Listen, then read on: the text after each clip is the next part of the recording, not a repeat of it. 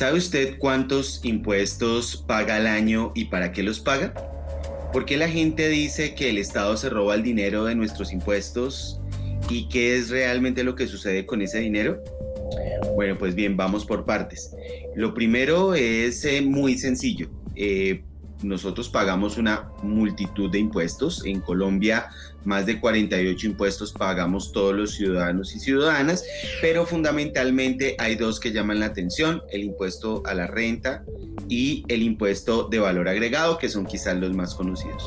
Esos impuestos se utilizan para financiar el gasto público, y el gasto público básicamente son los bienes, los servicios que el Estado garantiza a todos y cada uno de los ciudadanos, cumpliendo el pacto que está establecido en la Constitución. Es el Estado Social de Derecho el que debe financiarse con nuestros impuestos.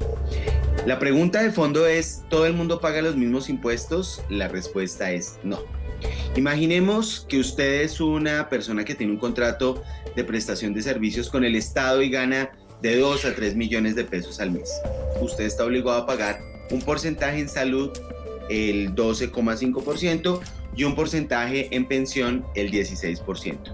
En cada uno de los pagos que le realizan, le hacen una retención en la fuente, pero además también tendría que pagar predial. Si usted vive o es dueño o propietario de una casa, tendría que pagar impuesto de vehículos si es dueño de vehículo, pero aún si no lo es, y si no tiene casa y no tiene vehículos, tiene que seguir pagando impuestos, porque la gasolina tiene impuestos. Si usted se sube a un bus, en el pasaje del bus le están cobrando una parte del impuesto a la gasolina. Si usted se viste, compra ropa para ir al trabajo, tendrá que pagar un IVA sobre esa ropa, tendrá que pagar un IVA sobre algunos de los bienes que llevarán sus hijos cuando van al colegio, tendrá que pagar IVA sobre algunos de los alimentos que usted consume a diario. Entonces, en realidad, todos los días en la cotidianidad pagamos impuestos. Por eso lo importante es saber qué se hace con ellos. Si bien hay que tener en cuenta que en el 2020 la recaudación de impuestos fue mucho menor que en años anteriores, el gobierno nacional al año recauda más de 150 billones de pesos en impuestos. Pero ojo, esos 150 billones de pesos son solamente lo que recauda el gobierno nacional. Hay que saber que además se recaudan alrededor de 25 billones de pesos por impuestos de nivel local, como el impuesto de vehículos, como el impuesto predial, como el impuesto de industria y comercio, y adicionalmente otros 2 o 3 billones de pesos en impuestos departamentales, como el impuesto de licores, como el impuesto de tabaco o como el impuesto de juego y azar. Así que el Estado es mucho más grande que el gobierno nacional, y por eso el ciudadano, sin importar dónde viva, siempre está permanentemente, vinculado a la función de pagar impuestos. A pesar de estas cifras tan grandes, el recaudo tributario en Colombia es mucho menor del que sucede en países similares al nuestro, particularmente en América Latina. Lo cual es curioso, porque el ciudadano de a pie siente que los impuestos son muchos. Esto está explicado por dos razones. La primera, porque efectivamente muchos de los impuestos que pagamos no se consideran como tales. Por ejemplo, las cotizaciones a salud, las cotizaciones a pensiones, los pagos a cajas de compensación, en realidad son impuestos que pagamos, pero que son administrados por entidades privadas. Por ende, no se contabilizan y no los podemos ver. En segundo lugar, porque el ciudadano ve que paga muchos impuestos con respecto a las cosas, a los bienes, a los servicios que recibe del Estado. Y es aquí donde nos vamos a concentrar de ahora en adelante. Ahora, hay que tener en cuenta que si bien la presión de pagar impuestos ha aumentado, el gasto también ha aumentado en los últimos años. ¿En qué ha aumentado el gasto? Fundamentalmente en tres grandes sectores. El primero, la deuda pública. En segundo lugar, en educación, donde se ha hecho un esfuerzo interesante, importante. Y el tercer rubro de gasto es defensa y seguridad. Esto está cruzado por un montón de problemas que el ciudadano de a pie ve. El primero, la corrupción, la palabra que siempre ha estado de moda, desafortunada y triste palabra.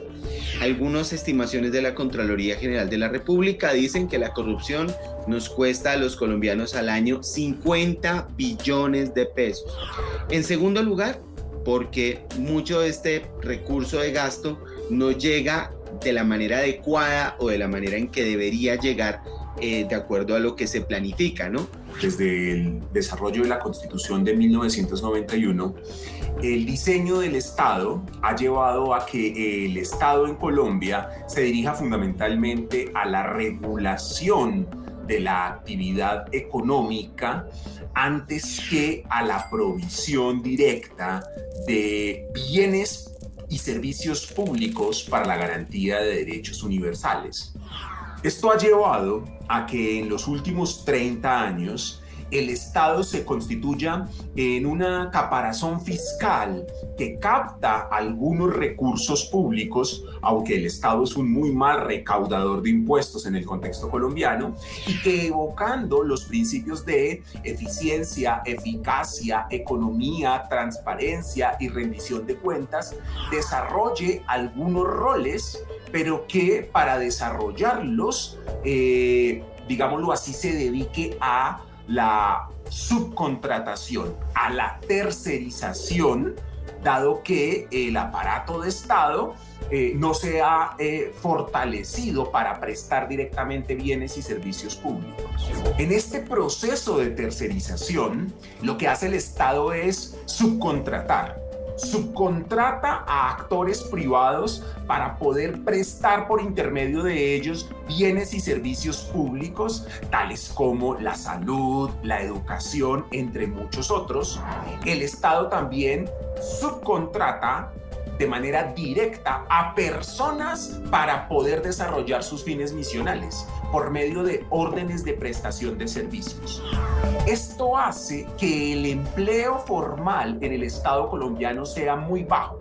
Esta forma de contratación ha llevado a que muchas de las órdenes de prestación de servicio sean utilizadas por actores políticos como mecanismos clientelares que hace que existan caciques electorales en los niveles territoriales y nacionales, y que la consecución de un contrato para algunos actores, particularmente para las personas que contratan estas ODS, pues se vuelva como un mecanismo de subsistencia a cambio de votos.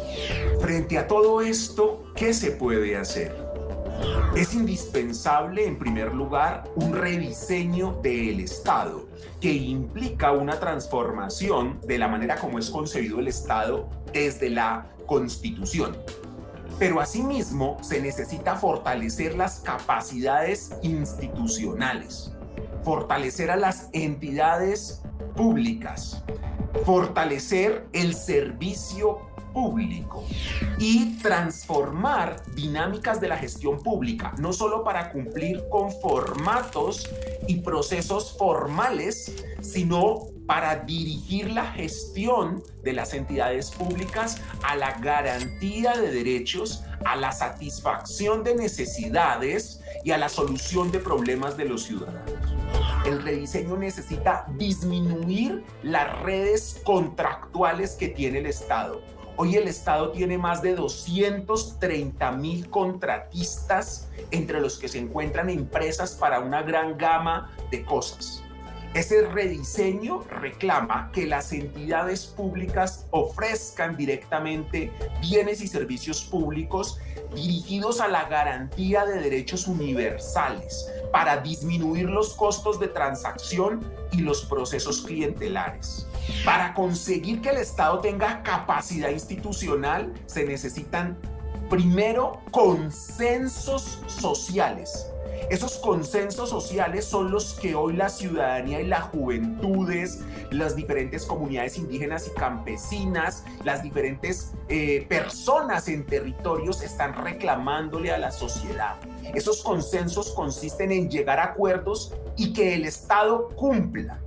Y para ello se necesita que los actores con poder político entiendan que no se puede seguir jugando con los sueños de los ciudadanos, prometiendo y sin cumplir. Se necesita que entiendan la necesidad de redistribuir y permitir que los recursos públicos se usen para satisfacer necesidades. Conseguir un Estado y una gestión pública más incluyentes, más democráticas, más participativas y por tanto más sustentables, pasan por tanto por transformar el diseño del Estado en la Constitución y fortalecer las capacidades institucionales de las entidades públicas en el territorio para garantizar derechos universales, satisfacer necesidades y solucionar problemas de las comunidades y los ciudadanos.